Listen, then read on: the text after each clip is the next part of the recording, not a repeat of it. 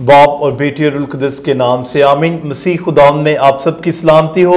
नाज़रीन, मैं उम्मीद करता हूं कि आप सब खैरियत से होंगे और आज मैं आपकी मुलाकात मिस्टर आसिफ जवेद से करवाने जा रहा हूं, जिनका ताल्लुक जो है एक मसीही घराने से है, एक मजहबी घराने से है और उनकी जो एक बुलाहट है वो खुदा के कलाम को, अंजील की बशारत को फैलाना है और इसके लिए उन्होंने बड़ी मेहनत और लगन के साथ, बड़े शौक़ के साथ एक खूबसूरत किताब को जो है वो तरतीब दिया है, जिसका नाम है द गॉस्पल्स वोकैबुलरी।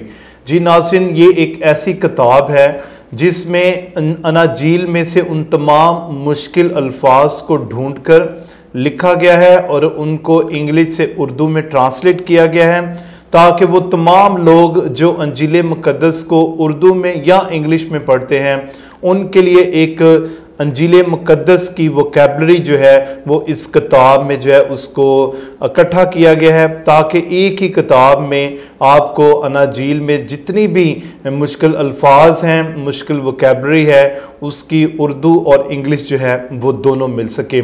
और ये कारनामा सर अंजाम दिया है हमारे भाई मिस्टर आसिफ जवेद ने और ये बहुत ही अच्छे, खुश इखलाक और प्यार और मोहब्बत से बातचीत करने वाली शख्सियत हैं और ये कलीसिया की खिदमत में पेश हैं, लोगों की फलाह बहबूद के लिए बड़े सरगर्म हैं। और आज हम उनसे जानेंगे कि इस किताब को लिखने का ख्याल उनको कैसे आया और किस तरह उन्होंने इस किताब को तरतीब दिया, इसमें क्या क्या उनको मुश्किलात पेश आईं और ये किताब, इस किताब की हमारी कलीसिया में मसीही लोगों में क्या अहमियत और अफादियत है। तो आए, मैं आपकी मुलाकात करवाता हूँ मिस्टर आसिफ जवेद से। तो मिस्टर आसिफ, मैं आपको हमारे स्टूडियो में खुशामदीद कहता हूँ और मुझे बड़ी खुशी है कि आपने वक्त निकाला और अपनी इस खूबसूरत किताब के बारे में आप बयान करने के लिए हमारे पास आए हैं। तो सबसे पहले हमारे नाज़रीन को बताएं कि आपका ताल्लुक कहाँ से है, आपकी फैमिली बैकग्राउंड क्या है और आपकी एजुकेशन क्या है। मेरा जो बैकग्राउंड है वो ओकाड़ा से है। मेरी जो फैमिली है वो अपना चर्च के साथ अटैच है, जो कि जैसा कि मेरे 2 भाई कैटेकिस्ट हैं। ओके। और मेरे वालिद साहब जो हैं वो भी रिलीजियस में बहुत ज़्यादा सरगर्म हैं। ठीक है। जब उनको ओकाड़ा में उनको मौका मिला यूनियन काउंसिल बनने का, तो वहाँ पे ग्रेवयार्ड नहीं था। हमारे गांव में ग्रेवयार्ड नहीं था, तो मेरे वालिद साहब ने अंतक केसेस लड़ के गवर्नमेंट से रजिस्टर्ड करवा के वहाँ पे कब्रिस्तान मसीही कलीसिया के नाम मंसूब करवाया। और आज भी वो जो कब्रिस्तान है वो उनके नाम है। जी, हम 4 भाई हैं, 2 बहनें। आज जो मेरे 2 भाई कैटेकिस्ट हैं और दूसरा जो एक बड़ा भाई है वो हैवी ड्यूटी मैकेनिक है, उनकी वर्कशॉप है। अच्छा, तो सर ये मुझे बताएं कि आपकी एजुकेशन क्या है, आपने कहाँ से तालीम हासिल की और फिर ये जो किताब है इसको लिखने का शौक़ कैसे पैदा हुआ आपको। मेरी एजुकेशन मैंने एमए आईआर इंटरनेशनल रिलेशन में की है, एमए बीएड की है मैंने। ओके। और I taught 7 year in Karachi in my own academy. I spend 24 years in Karachi. Actually मैंने वो स्टडी क्लास 8 में, जब मैं 8 में पढ़ता था तब मैं कराची शिफ्ट हुआ। ओके। तो अपना वहाँ से मैंने एजुकेशन अपनी ली कराची यूनिवर्सिटी से। तो मैं उसके बाद एक्चुअली मुझे स्टडी का शुरू से ही शौक़ था। सही है। बहुत ज़्यादा शौक़ था, जो कि अभी मैं now this time I am going to 47 years, लेकिन अभी भी मेरे अंदर से वो शौक़ ख़त्म नहीं हो रहा। पढ़ने लिखने का शौक़ है, ज़्यादा से ज़्यादा तालीम हासिल करने का। ठीक है। तो टीचिंग का भी मेरा बहुत ज़्यादा शौक़ था। फिर मैंने अपनी अकेडमी स्टार्ट की वहाँ पे। तो यस, तो I taught 7 year in Karachi in my own academy. Very good. तो एकेडमी का कैसा तजुर्बा था आपका। एकेडमी का फैसला मेरा इतना अच्छा तजुर्बा रहा। मैं अपने साथी को, टीचरों को, जितने भी टीचर्स हैं जो अपना एजुकेशन से रिलेटेड हैं, मैं उनको भी एडवाइस करूँगा। जब मैं सबसे पहले मैं अपने बारे में थोड़ा सा बताता हूँ कि जब मैंने टीचिंग स्टार्ट किया तो मेरा जो पढ़ाने का वे था वो ये मेरे पास गॉड गिफ्ट था। जैसे खुदा की तरफ से तोड़ा होता है। जी जी। तो इत्तेफाक ये हुआ कि मैंने वहाँ जहाँ पे एकेडमी में जिसमें पढ़ा रहा था वहाँ पे, तो वो एकेडमी मैंने क्लोज कर दी वहाँ पे, तो मैंने दूसरी जगह माइग्रेट करना था। ओके। तो आप यकीन करें कि बच्चे और उनके पेरेंट्स जी जी जो कहते हैं ना कपड़े फाड़ने तक मेरे गए, को वहाँ पे जिनकी एकेडमी थी उनके 4 बच्चे थे, तो उन्होंने कहा कि प्लीज़ आप रेंट पे ना करें लेकिन आप यहाँ से जाए ना। सही है, क्योंकि हमारे बच्चे कहीं से पढ़ नहीं सकते और उनको तालीम की कमी, उनको तालीम आपके बगैर वो कहते वो पढ़ नहीं सकते। सही सही, जबरदस्त। तो उसके बाद मैं इत्तेफाक की बात है अभी भी उन्हीं का एक बच्चा उसके बाद खराब हो गया काफ़ी ज़्यादा, वो गलत जैसे हमारे बच्चे आपको पता है सोसाइटी में गर्ल्स सोसाइटी में पड़ गया, और वो उसके 2-3 बच्चे हैं, तो वो अपनी मिसेस को कहता है कि इतना ख़राब होने के बावजूद भी वो कहता है कि आज भी अगर सर आसिफ मुझे पढ़ाए तो मैं पढ़ सकता हूँ, वरना दुनिया में मुझे कोई नहीं पढ़ा सकता। और आज उसके अलावा अभी जो मेरा एक स्टूडेंट है, देखो पढ़ाने का जो अपना अपना तरीका वे होता है, आप दिल से पढ़ाएं, इस तरह अपने बच्चों को पढ़ाएं, इस तरह करें कि जिस तरह आपके अपने बच्चे होते हैं। अपने बच्चे, बिल्कुल। अभी कल एक मेरे स्टूडेंट की कॉल आई है, वो यूके में ऑनलाइन जॉब कर रहा है, पाकिस्तान में, कराची में है। Okay okay. तो उसने कहा कि मैं सर मैं ओपन सेरेमनी मैं करना चाहता अपनी कंपनी की, वो अब अपनी उस कंपनी खोल रहा है। Okay okay. तो अभी भी उसकी वहाँ पे 3 लाख सैलरी है मेरे स्टूडेंट की, जबरदस्त। तो लेकिन कह रहे सर मैं अगर अपने शुरू करता हूँ तो मैं ज़्यादा से ज़्यादा अर्न कर सकता हूँ। Very good.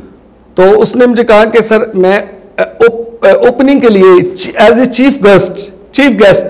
चीफ गेस्ट मैं आपको इनवाइट करूंगा। Very good. और ये मेरे लिए बहुत बड़ा एजाज था, जबरदस्त, क्योंकि आज से उसको 10, 12, 15 साल हो गए हैं, लेकिन आज भी मेरे स्टूडेंट मुझे याद करते हैं। लेकिन अगर आपने कुछ किया हो तो यकीनन आपको बच्चे याद करते हैं, उनके पेरेंट्स याद करते हैं, अगर आपने ज़िंदगी में ऑनेस्टी से काम किया हो। अच्छा सर आसिफ, ये इसमें कोई शक नहीं है कि बहुत सारे ऐसे स्टूडेंट जो स्कूल छोड़ देते हैं, वो दौरान स्कूल अपनी कंटिन्यू नहीं स्टडी रख सकते, लेकिन एकेडमीज़ जो है वो एक ऐसा रोल प्ले करती हैं कि वो ऐसे स्टूडेंट को मौका फराहम करती हैं कि वो पार्ट टाइम या शॉर्ट टाइम में आके पढ़ के तो अपनी तालीम को मुकम्मल कर सकते हैं। ये तो हमारी सोसाइटी में एक बहुत अच्छा कंट्रीब्यूशन है इल्म को, तालीम को आगे बढ़ाने में। तो आपने अभी जो मौजूदा अभी प्रेजेंट आप तालीम की तरफ नहीं है, आप पढ़ा रहे हैं, स्टडी करवा रहे हैं, किसी जगह पे टीचिंग कर रहे हैं या कोई काम करते, बिजनेस करते हैं? मेरा ऑन बिजनेस है, मैं जॉब को ज़्यादा तरजीह नहीं देता, प्रेफर नहीं करता। मेरा ओन बिजनेस है, मैं I am owner of my company, Asif enterprises के नाम से मेरी कंपनी है। ओके। जो कि मैं उसमें 15 साल से वर्क कर रहा हूँ। सही। और यानी बहुत ही अच्छा है, मेरा कंपनियों के साथ वर्क है, कॉन्टैक्ट है, और देन उसके साथ साथ मेरा आर्मी के साथ भी, उनका भी मैं प्रमोशनल आइटम का काम करता हूँ। Okay okay. हाँ जी, आर्मी के साथ भी मेरा काम है। तो खुदा का शुक्र है, मैं अब दूसरे लोगों को भी यही एडवाइस करता हूँ कि आप अपने काम की तरह जॉब्स भी करें, ये अच्छी बात है, लेकिन ज़्यादा मैं लोगों को अपना बिजनेस की तरफ माइल करता हूँ। सही, ज़बरदस्त। ये बहुत अच्छी बात है नाज़रीन कि अगर पाकिस्तान में हमने सरवाइव करना है, पाकिस्तान में हमें अगर तरक्की करनी है, पाकिस्तान में हमने अगर आगे बढ़ना है, तो उसके लिए हमें चाहिए कि तालीम के साथ, हुनर के साथ हम अपना कारोबार करें, अपना बिजनेस करें, अपने पाँव पर खड़े हों और बहुत से दूसरे लोगों के लिए जो है वो तब्दीली का और तरक्की का बाइस बने। अच्छा, तो मिस्टर आसिफ मुझे ये बताएं कि आपका तालीम के साथ ताल्लुक़ है, ये बात तो समझ में आती है और आप पढ़ाते भी रहें, टीचिंग भी करते रहें, लेकिन ये जो किताब आपने, ये नाज़रीन अगर आप देख सके, द गॉस्पल्स वोकैबुलरी, इस किताब को लिखने का जो ख्याल है ये कैसे आया है? क्योंकि ये मुकम्मल तौर पर रिलीजियस से रिलेटेड है, अंजील से रिलेटेड है, तो आपको बाइबल मुकद्दस से लगाव है, कलाम से लगाव है, या क्या सोच के आपने इसकी वोकैबुलरी को जो है तरतीब दी है? फैज़ साहब, ये जो चीज़ें होती हैं ना, ये इंसान के अंदर होती हैं और कुदरती तौर पे ये मुझे ऐसा हमेशा मैं फील करता था कि मैं I want to do something for my new generation. अपने मसीही लोगों के लिए हमेशा से शुरू से मेरे अंदर एक तड़प थी कि मैं कुछ करना चाहता हूँ। सही है। मैं कुछ उसके साथ जब मैं अकेडमी स्टार्ट की थी मैंने, तो उसके साथ साथ मैं उनको वीकली बाइबल स्टडी की भी तालीम देता था। ओके। जिससे उनसे मेरी रिलेशन ज़्यादा स्ट्रांग हुई है। तो एक्चुअल मैं देखिए जो किताबें लिखता है ना, वो ये इतना आसान नहीं है, क्योंकि ज़्यादातर लोग जेलों में किताबें लिखते हैं, यार जहाँ को काम नहीं है तो चलो बैठ के यहाँ पे ये किताब लिख लें। तो रिसर्च वर्क है, मेहनत करनी पड़ती है। बिल्कुल, ख़ानदानी जिम्मेदारियां, कारोबारी जिम्मेदारियों के साथ जो है ना ये थोड़ा सा मुश्किल होता है। तो मैं आपको रियलिटी बताऊं इस किताब का, जो है ना मैं यहाँ पे अब्रॉड था यूए में 2015-16 में मैं यूए में था। तो एक्चुअल वहाँ पे जो मुझे पहले मैं विजिट पे गया तो मुझे जॉब मिली, बस मैंने कहा आया हूँ कर ले, तो मुझे सिक्योरिटी की जॉब मिली। एक अरकान कंपनी थी, एनबीडी बैंक जॉब सिटिंग थी। ओके।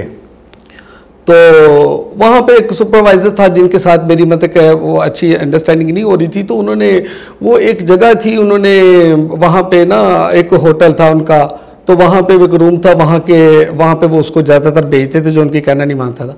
तो मुझे उन्होंने वहाँ पे भेज दिया। अब वहाँ पे 3 महीने तक मेरे पास, यानी कि वहाँ पे उन्होंने मुझे पिक एंड ड्रॉप करना है, वहाँ से AC लगा होना सब कुछ। तो मैं रूम में, मैंने वहाँ से सोचा कि यार मैं एक दिन में गया, 2 दिन गया, मैंने कहा यार क्यों नहीं मैं यहाँ पे अपना को काम करूँ, और जो मेरा मकसद था मैं वैसे भी चाहता था कुछ करूँ। तो फिर मैंने English Bible, Urdu Bible, dictionary, ये सारी चीज़ें अपनी बैग में डाल ली और वहाँ पे 12 घंटे कलम चलाना मैंने। वाह जी वाह, वेरी गुड। रेगुलर मैंने सारा दिन उस पर वर्क करना। और उसके बाद फिर मैंने जब मैं when I come back in Pindi Islamabad, तो उसके बाद मेरे जो एक टीचर हैं सर सरफराज, कराची में होते प्रोफेसर हैं, उनको मैंने प्रूफ रीडिंग के लिए भेज दी। सही है। तो उन्होंने मुझे बहुत अप्रिशिएट किया। उन्होंने बहुत यार ये अपने कैसे बड़ी लगन और स्ट्रगल से ये काम किया, क्योंकि 5000 की वोकैबुलरी इट्स नॉट इजी। जब हम किसी एक मजमून या किसी पे लेक्चर देना हो ना, एक मजमून लिखते हैं तो हमें हफ्ता कई दिन लग जाते हैं उसको सीधा पतरा करने के लिए। तो दिस इज अ नॉट ऐसे नाम मजमून इजी टास्क, ये एक बुक थी तो इसको लिखना इजी। जब मैं अपने पैरिश प्रीस्ट सरफराज के पास गया, उन्होंने भी मुझे अप्रिशिएट किया। काफ़ी फादर्स की कॉल आई, फादर मानद थे, उन्होंने मुझे कॉल्स करके अप्रिशिएट किया। फादर अर्शद ने बुक पकड़ के उसको मुझे अप्रिशिएट किया। बहुत सारे फादर्स और सिस्टर्स ने भी मुझे अप्रिशिएट किया इस काविश के लिए। एक अच्छी काविश है। तो बस उसके बाद इस पर मैंने स्टाइल की। जब मैंने इसको जुलाई में इसको फाइनलाइज किया तो आप यकीन करें कि मुझे कभी कंपोजर गलतियाँ कर रहा है, कभी कुछ हो रहा है, तो प्रूफ रीडिंग होने के बावजूद भी यानी कि मुझे पूरी जुलाई इसमें रात दिन मेहनत करके मैंने बहुत ही स्ट्रगल करके फिर इसको फाइनलाइज किया। और जब मेरा यानी उसमें ज़हन जब मुतमिन हुआ तब तक मैंने इसको प्रिंटिंग पे नहीं दिया। ओके। तो थैंक्स गॉड कि मैं सबसे पहले खुदा बाप का शुक्र करता हूँ जिसने इसमें अपना फजल बख्शा कि मैं इसमें कामयाब हो सका। और इसके पीछे बहुत सारी माँ बाप की दुआएं हैं, उस्ताज़ा कराम की मेहनत है, बुजुर्गों की दुआएं हैं मेरे साथ, जिसकी वजह से मैं इस काविश में कामयाब हुआ। तो आसिफ साहब, सबसे पहले तो हम आपको इस खूबसूरत किताब के लिए मुबारकबाद पेश करते हैं। Thank you. और हम उम्मीद करते हैं कि ये किताब जो है, जितने भी अंजील मुक़द्दस को, पाक कलाम को पढ़ने वाले लोग हैं, उन सब के लिए ये किताब एक नायाब तोहफ़ा है, एक खूबसूरत उनका साथी है कि अगर उनको कोई भी मुश्किल पेश आती है, किसी लफ्ज़ की, वर्ड की समझ नहीं आती, उसका मतलब समझ नहीं आता, तो वो इस किताब को, इस वोकैबुलरी को जो है इससे मदद हासिल कर सकते हैं। तो इसके अलावा आप क्या समझते हैं कि इस द गॉस्पल्स वोकैबुलरी की अहमियत क्या है हमारी कलीसिया में, चर्च में जो है?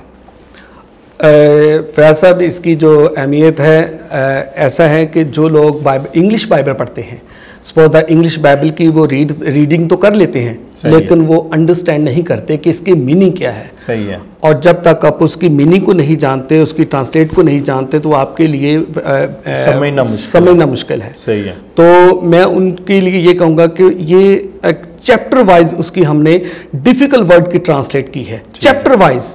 अगर सेंट मैथ्यूज उसकी 28 चैप्टर है, तो हमने चैप्टर वाइज हर चैप्टर को हाईलाइट करके उसकी हमने वर्ड्स मीनिंग जो है निकाले हैं। इससे Saint Matthews, Saint Mark, Saint Luke और सेंट जॉन, तो इन चारों अनाजील के जो है ना चैप्टर वाइज हमने इसको हमने तरतीब दी है। तो अब उसको पढ़ने से पहले वो क्या करे कि सबसे पहले वो इस चैप्टर को, सपोज दैट वो सेंट मैथ्यू का चैप्टर 1, 2, 3, 4 वो पढ़ रहा है, इंग्लिश रीड कर रहा है उसको, अब डेफिनेटली उसको मुश्किल तो होगी डिफिकल्ट वर्ड के अंदर, तो वो सबसे पहले उसको चाहिए कि ये गॉस्पेल वोकैबुलरी निकाले और उसके वर्ड्स मीनिंग याद करे, देन वो उसको पढ़े, तो उसको सारी ट्रांसलेट जो है इजीली वो ट्रांसलेट करना उसके लिए कोई मुश्किल नहीं होगा। जबरदस्त। तो इसी तरह वो अगर तरतीब से करता जाए तो वो जिसने भी ज्यादा इंग्लिश को लर्न किया सीखा है, बाइबल से सीखा है। जबरदस्त। Bible is a good learner. अच्छा, तो ये बहुत ही एक अच्छी और कारआमद किताब है। तो आप आसिफ हमें ये बताएं कि फ्यूचर में भी आपका प्लान है कोई और ऐसी किताबें शाया करने का, लिखने का, या अभी शुरू की हुई है कोई आपने और किताब? जी बिल्कुल, अभी तो ये हमारा फर्स्ट एडिशन है, तो मैं इसमें देखना चाहता हूं कि हमारे बच्चे लोग यंगस्टर कितना इसमें इंटरेस्ट लेते हैं और कितना फ्रूटफुल है उनके लिए। है तो फ्रूटफुल ही है। वो हमारे एक प्रिंसिपल थे, तो वो कहते थे कि हमारे बच्चों को फल बहुत लगता है। सही। हमारे मसीही बच्चों को बहुत फल लगता है, लेकिन झाड़ना बहुत मुश्किल है। इनको बहुत, उन्होंने तो कुछ और कहा था, उन्होंने कहा कि झाड़ना इनसे जो है ना बहुत ज्यादा निकालना इनसे बहुत मुश्किल है। इनसे सही, फलदार हैं लेकिन फलदार हैं, इनको बहुत फल लगता है, लेकिन इनसे फल लेना जो है ना वो इतना आसान नहीं है। तो मैं यही कहूँगा कि हमें इनसे फल लेने का हमने तरीका सीखना है, इनको छोड़ना नहीं है। ठीक है। अगर आज भी वो बच्चे याद करते हैं जो 20 साल 15 साल मुझसे पहले पढ़े हैं, तो अगर आप टीचर के पास बहुत वे होते हैं, किसी ना किसी वे से वो बच्चे को लेके चल सकता है। जो कहता है कि नहीं बच्चा मैं ये 25 बच्चे समझ रहे, 25 नहीं बच्चे, तो मैं उसमें टीचर का कसूर समझता हूँ।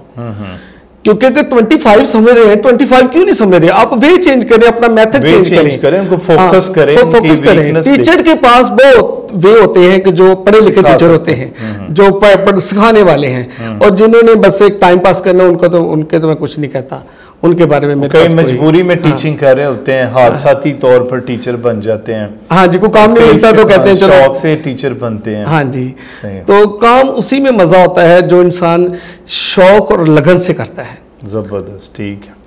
अच्छा, आप हमारी ऑडियंस को, नाज़रीन को क्या मैसेज देना चाहते हैं? वो लोग जो इल्म और अदब से ताल्लुक़ रखते हैं, जो पढ़ने लिखने से ताल्लुक़ रखते हैं, जिनका शौक़ है कि वो किताबें पढ़ें और ज़िंदगी में आगे बढ़ें, या वो लोग जो नहीं किताबें पढ़ते, जो शौक़ नहीं रखते, उनके लिए आपका क्या मैसेज है? सबसे पहले मैं अपने उस्ताज़ा कराम से ये कहूँगा कि बस सबसे पहले उनको बच्चों को ऐसी मोटिवेशन दें, शुरू से ही मोटिवेट करना आपका फ़र्ज़ है कि ताकि उनका जहन और माइंड बने। देखिए, सेंट मार्क्स मुक़द्दस मरकज़ की इंजील उसके 8 बाब की 27वीं और 28वीं आयत में लिखा है, वहाँ पे खुदा यीशु मसीह अपने शागिर्दों को मोटिवेशन देते हैं। वो एक अच्छे उस्ताद, आपको पता आलमों के आलम और उस्तादों के उस्ताद हैं, वो किस तरह करते हैं? वो अपने शागिर्दों से पूछ रहे हैं, अपने डिसिपल्स से पूछ रहे हैं कि लोग मुझे क्या कहते हैं, लोग मुझे क्या कहते हैं। हालांकि लोगों के बारे में उसने नहीं पूछना, तो उन्होंने अपने डिसिपल्स की राय लेनी थी, उनके माइंड को पढ़ना था कि ये क्या मेरे बारे में कहते हैं जो मेरे साथ हैं। तो उन्होंने कहा कि लोग कुछ आपको यूहन्ना इस्तबागी कहते हैं, और कुछ कहते हैं ये इलियास है, और कुछ कहते हैं कोई पैगंबर और नबियों में से कोई और। लेकिन फिर यीशु मसीह अपने मौक़िफ़ की तरफ आते हैं, लेकिन तुम मुझे क्या कहते हो? तो फिर मुक़द्दस पतरस कहते हैं कि तू अल मसीह है। असल खुदा यीशु मसीह का मौक़िफ़ ये पूछना था कि आपकी क्या राय है मेरे बारे में, आप क्या मुझे कहते हैं। सही है। तो मैं अपने उस्ताज़ा को ये कहता हूँ कि आप ऐसी मोटिवेशन बच्चों को दे, शुरू से हम कर सकते हैं। अगर इसराइल कौम आपको पता है कि इतनी बिगड़ी हुई थी, ठीक है, तो वो किस तरह खुदा के रास्ते में आ गई, तो इसी तरह अगर हम भी अपनी मेहनत को करें तो हम जहालत से उन बच्चों को निकाल सकते हैं, हम उनको गुर्बत से भी निकाल सकते हैं, उनको जहालत से भी निकाल सकते हैं और उनको तालीम की तरफ राग़िब कर सकते हैं। और मेरा उन बच्चों के लिए ख़ास ये जो बच्चे हिम्मत हार जाते हैं, वो जो बच्चे, देखिए फेल होना वाकई ही नालायक बच्चे का काम है, कि ये बड़े पढ़ने वाले बच्चे कभी फेल नहीं होते। सही। तो जो बच्चे मतलब के हिम्मत हार जाते हैं, मैं आपको कहता हूँ कि मैंने जब मेरी शादी हुई थी तो मैंने इंटर किया था, तो इंटर के बाद आपको पता है आज मैंने एमए किया है, ये शादी के बाद। Very good. तो आफ्टर मैरिज इन चीज़ों को मैनेज करना बहुत मुश्किल काम है, क्योंकि मैं इस मरहले से गुजरा हूँ। तो उसमें यही था कि मैंने स्ट्रगल की, मेहनत की। मैं आपको भी ये कहता हूँ कि आप अगर स्ट्रगल करें, मेहनत करें, कोशिश करें, तो मैं कहता हूँ कि उसका फल आपको ज़रूर मिलेगा, लेकिन आप हिम्मत ना हारें। तो नाज़रीन, ये कितनी खूबसूरत आखिर पर हमारे भाई आसिफ जावेद ने बात की है कि उन्होंने अपनी शादी के बाद अपनी तालीम को जारी रखा, अपनी मेहनत को जारी रखा, और देखे किस तरह उन्होंने अपनी शादी के बाद बीए किया, एमए किया, बीएड किया है, और फिर ना सिर्फ तालीम को जारी रखा बल्कि टीचिंग के शोबे में आए, अपनी स्ट्रगल को जारी रखा, और आखिर एट दी एंड उन्होंने देखे ये खूबसूरत एक किताब के मुसन्निफ बन गए हैं। ये किताब इनकी विरासत का, इनकी ज़िंदगी का हिस्सा बन चुकी है, और इस किताब के ज़रिए अभी इनकी पहचान है कि इस किताब के मुसन्निफ जो है मिस्टर आसिफ जावेद है। तो किसी भी इंसान की कामयाबी का राज उसकी मेहनत और लगन और शौक़ में होता है। जो लोग मेहनत नहीं करते, जो लोग शौक़ नहीं रखते, जो लोग ज़िंदगी में आगे बढ़ने के लिए तगोदो नहीं करते, वो इस दुनिया में पीछे रह जाते हैं, उनका नाम पीछे रह जाता है और उनको लोग अच्छे लफ्ज़ों से याद नहीं करते। तो आज हमारे भाई आसिफ की ज़िंदगी, उनकी ज़िंदगी की ये सारी कोशिश और काविश हमारे लिए नमूना है कि हम भी अपनी ज़िंदगी में अपने मकासद को हासिल करने के लिए मेहनत और लगन से काम करें, तो कामयाबी आपके कदम चूमेगी और आपका मकाम माशरे में बहुत ही अच्छा होगा। तो आसिफ भाई, आपका बहुत बहुत शुक्रिया। आखिर पर मैं फिर आपको इस किताब की मुबारकबाद पेश करता हूं, और मैं बताना चाहता हूं कि इस किताब में जो है, अगर मैं इस किताब को दिखाऊं तो इसमें जो पेश लफ्ज़ है इज़हार ख्याल, वो मेरा भी दर्ज है, और मुझे भी बड़ी खुशी महसूस हो रही है इस वक्त कि मुझे मौका मिला, इन्होंने रिक्वेस्ट की और मुझे ये मौका मिला कि मैंने इनकी इस खूबसूरत किताब के ऊपर इज़हार ख्याल जो है वो तहरीर की है। तो जो भी इस किताब को हासिल करना चाहता है, लेना चाहता है, वो हमारी स्क्रीन पर इनका नाम और इनका कॉन्टैक्ट नंबर आपको मिल जाएगा। आप इनसे रब्ता करके इस किताब को हासिल कर सकते हैं, और वो लोग जो कलाम पढ़ते हैं उनके लिए किताब बहुत ही उनके लिए एक अच्छा खूबसूरत तोहफ़ा है। तो वो आप इस किताब को हासिल करें और कलाम के गहरे भेदों को अच्छे तरीके से जानें, समझें और अपनी ज़िंदगी में अमल करते हुए खुदा के वफादार बेटे और बेटियां बन जाएं। So mister Asif, thank you very much. आपके आने का बहुत बहुत शुक्रिया। उम्मीद करते हैं कि आप आइंदा भी और किताबें लिखेंगे और हमारी कलीसिया के लिए, हमारे लोगों के लिए जो है वो बरकत का बाइस बनेंगे। बहुत बहुत शुक्रिया। Thank you. God bless you.